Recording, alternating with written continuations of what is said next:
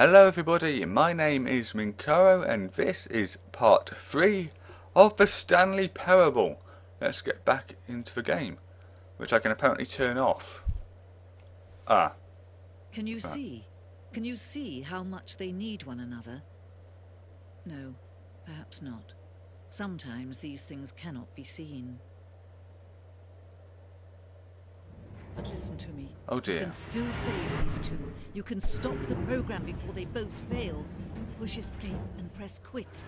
There's no other way to beat this game. As long as you move forward, you'll be walking someone else's path. Stop now and it'll be your only true choice. Whatever you do, choose it. Don't... Okay, she's telling me to press escape then quit. I'm going to do that, see what actually happens. Okay. If I click begin game, what happens? Does it take me right back to the start? Hope not. Yeah, we can skip that. I think maybe I wasn't meant to do that. Let's just play. All of his co-workers were gone. What could it mean? Through a little bit. Stanley decided to go to the meeting room. Perhaps he had simply missed a memo. Isn't it? Play through, and if it looks like it's going to be the same lot again, he entered the door on his left. I'll try and find some way of sorting it out. There was not a single person here either. Feeling a wave of disbelief, Stanley decided to go up to his boss's office, hoping he might find an coming to a staircase. Stanley walked upstairs to his boss's office.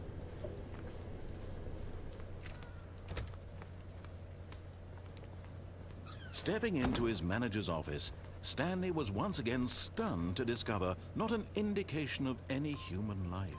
What could it mean? Stanley was in such a rush to get through the story as quickly as possible, he didn't even have a single minute to just let the narrator talk. That kind of anxiety isn't healthy, so he relaxed for a few moments with some calming New Age music.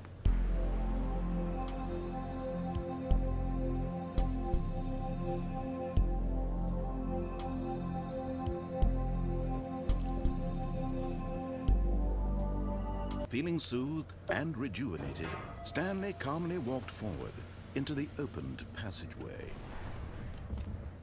That's right, good.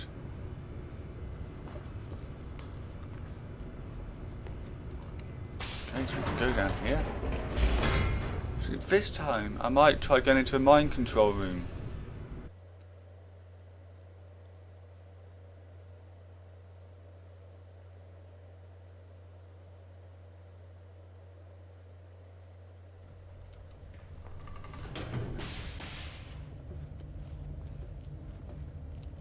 Stanley walked straight ahead through the large door that read Mind Control Facility.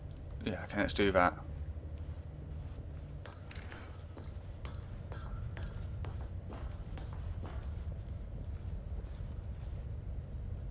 Do I press this?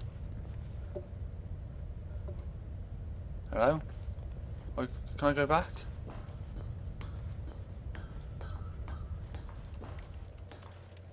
No. Okay.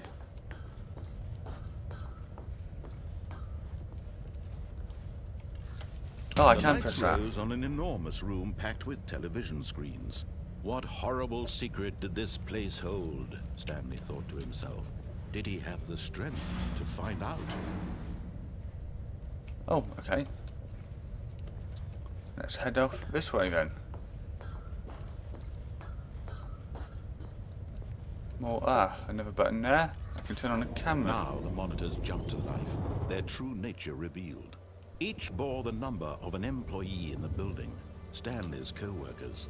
The lives of so many individuals reduced to images on a screen, and Stanley, one of them, eternally monitored in this place where freedom meant nothing.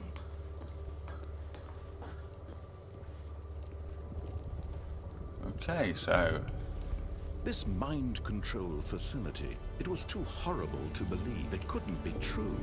Had Stanley really been under someone's control all this time? Was this the only reason he was happy with his boring job? That his emotions had been manipulated to accept it blindly? No. He refused to believe it. He couldn't accept it. His own life in someone else's control? Pirate. Never. It was unthinkable. Wasn't it?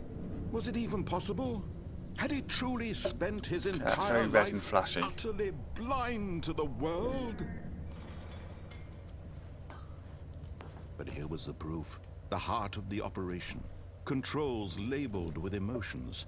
Happy, or sad, or content. Walking, eating, working. All of it monitored and commanded from this very place. And as the cold reality of his past began to sink in, Stanley decided that this machinery would never again exert its terrible power over another human life. For he would dismantle the controls once and for all. Okay, how do I do that? That looks very red and nasty. Oh, power. That will do it. Okay, that's the thing that I pressed. Oh, hello. This looks interesting.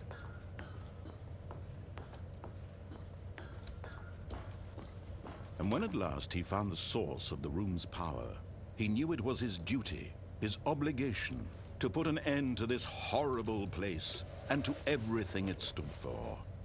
Okay, we'll turn it off. That seems to happen a lot, that plunging myself into complete darkness. Oh, hello. I'm going to head towards these. No, I'm not, apparently. I can't see a thing.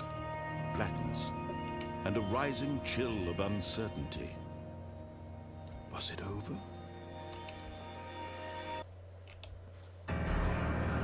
Yes. He had won. He had defeated the machine, unshackled himself from someone else's command. Freedom was mere moments away. And yet, even as the immense door slowly opened, Stanley reflected on how many puzzles still lay unsolved. Where had his co-workers gone? How had he been freed from the machine's grasp? What other mysteries did this strange building hold? I But can see as birds. sunlight streamed into the chamber, he realized none of this mattered to him. For it was not knowledge or even power that he had been seeking, but happiness. Perhaps his goal had not been to understand, but to let go. No longer would anyone tell him where to go, what to do, or how to feel. Whatever life he lives, it will be his. And that was all he needed to know. It was perhaps the only thing worth knowing. Stanley stepped through the open door. This looks nice. How long is it going to be before the game takes it away from me? Stanley felt the cool breeze upon his skin, the feeling of liberation, the immense possibility of the new path before him.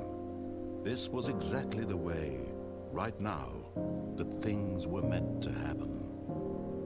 And Stanley was happy. Oh, that was nice.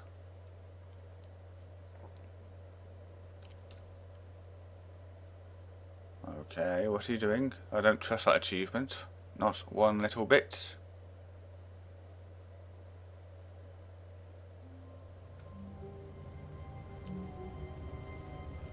Okay.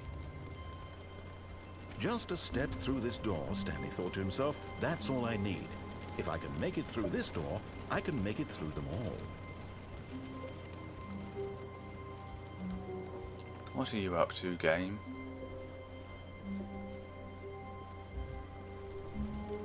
When Stanley came to a set of 2 open doors, he entered the door on his left. Yep, okay, you see what happens when you go on the door on the right, so let's not bother with that.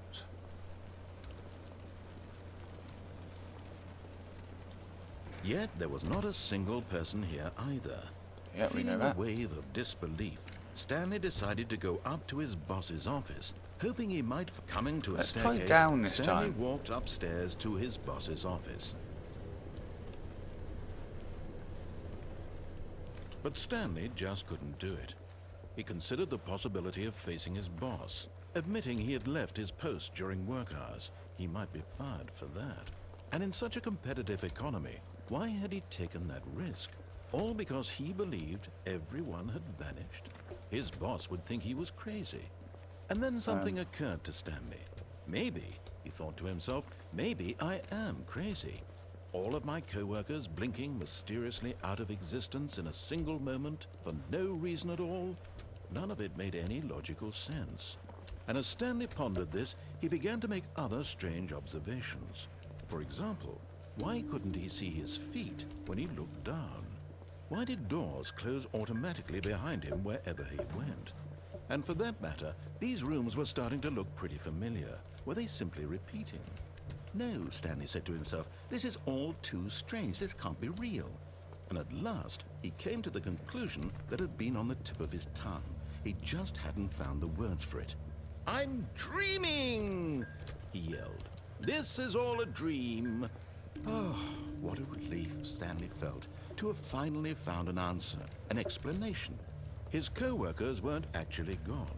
He wasn't going to lose his job. He wasn't crazy after all. And he thought to himself, I suppose I'll wake up soon. I'll have to go back to my boring real-life job pushing buttons. I may as well enjoy this while I'm still lucid. So, he imagined himself flying and began to gently float above the ground. Then he imagined himself soaring through space on a magical starfield, and it too appeared. It was so much fun, and Stanley marveled that he had still not woken up. How was he remaining so lucid? And then perhaps the strangest question of them all entered Stanley's head. One he was amazed he hadn't asked himself sooner. Why is there a voice in my head dictating everything that I'm doing and thinking? Now the voice was describing itself being considered by Stanley, who found it particularly strange. I'm dreaming about a voice describing me, thinking about how it's describing my thoughts, he thought. And while he thought it all very odd and wondered if this voice spoke to all people in their dreams, the truth was that, of course, this was not a dream. How could it be? Was Stanley simply deceiving himself, believing that if he's asleep, he doesn't have to take responsibility for himself? Stanley is as awake right now as he's ever been in his life. Now, hearing the voice speak these words was quite a shock to Stanley. After all, he knew for certain, beyond a doubt, that this was in fact a dream. Did the voice not see him float and make the magical stars just a moment ago? How else would the voice explain all that? This voice was a part of himself too. Surely, if he could just... He would prove it. He would prove that he was in control, that this was a dream. So he closed his eyes gently, and he invited himself to wake up. He felt the cool weight of the blanket on his skin, the press of the mattress on his back, the fresh air of a world outside this one. Let me wake up, he thought to himself. I'm through with this dream. I wish it to be over. Let me go back to my job. Let me continue pushing the buttons. Please, it's all I want. I want my apartment, and my wife, and my job. All I want is my life exactly the way it's always been. My life is normal. I am normal. Everything will be fine. I am okay.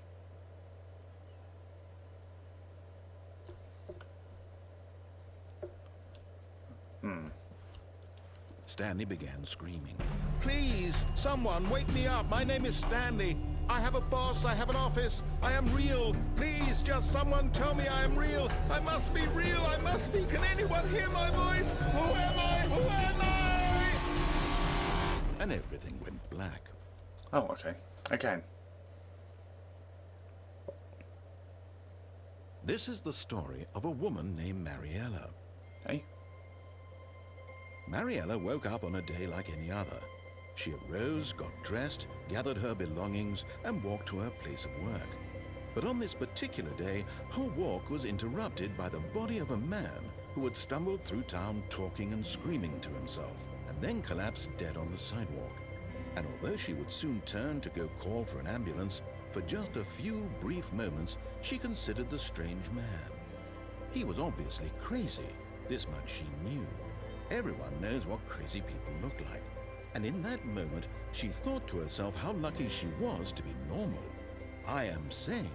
I am in control of my mind. I know what is real and what isn't. It was comforting to think this, and in a certain way, seeing this man made her feel better. But then she remembered the meeting she had scheduled for that day. The very important people whose impressions of her would affect her career, and by extension, the rest of her life. She had no time for this, so it was only a moment that she stood there, staring down at the body. And then she turned and ran.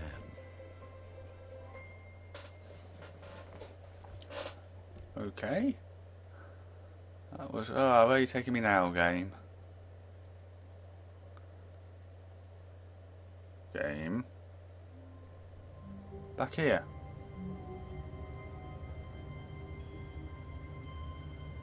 Okay. Right, well, I think I'm going to stop this episode here. And I'm going to do a little bit of research, I think, into... Because I'm starting to think, I wonder if I've explored everything, if there's an actual ending to this game. So I'm going to end the episode here. I don't know if it's going to be another episode. We'll see. If there isn't, I have really enjoyed this game. I mean, I want there to be more. I really do. Absolutely fantastic. I'll see you for the next video, whether that's Stanley Parable or something else. Take care. Bye-bye. Hi guys, it's me again. I'm just going to tag this little bit of extra recording onto the end of the last video. It looks like there's loads and loads of different endings to the Stanley Parable. They all look really interesting, to be honest, but I don't want to go through the same game over and over again and sort of look at all of them. So what I'm going to do is my Let's Play the Stanley Parable is going to finish here. If you want, I mean, I'm guessing at this stage you've probably seen all the other endings, and they're probably all on YouTube. If you just sort of Google Stanley Parable endings, and you'll find a list of them. You can just go onto YouTube and go, well, let's look at the apartment ending, for example. I think I've got 4, 5, 6 of them maybe during my playthrough. Quite a few of them anyway. I don't really want to sort of play through over and over again and get all of the endings like I've just said. So that's going to be the end of my playthrough of Stanley Parable. And really enjoy the game. I mean, absolutely fantastic. But the voice acting of the narrator, I've said it 2 or 3 times now, but really just incredibly easy to listen to. I mean, most of the time when I'm playing these games, I kind of sort of whiz through it. But there are lots of times there that I really wanted to stop and just listen to what he was saying. And, you know, there were times where I was really quiet because I was just thinking, I don't want to speak and interrupt anything that he's saying. And the game overall, really funny, really interesting, fantastic different take on video games. Absolutely love it. I can see exactly why it got so much praise. But that's it for me on the Stanley Parable. I think I'll be doing my 100th video soon, unless I should have already done that. It might have to be my 100th video special in my 101st video. Whatever. Anyway, love this game. Absolutely love it. I'll see you next time. Take care. Bye-bye.